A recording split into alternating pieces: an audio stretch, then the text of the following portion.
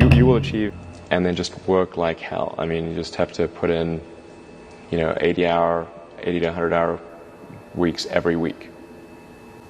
Gosh, And that's then a lot of work. all those things improve the odds of success. Okay.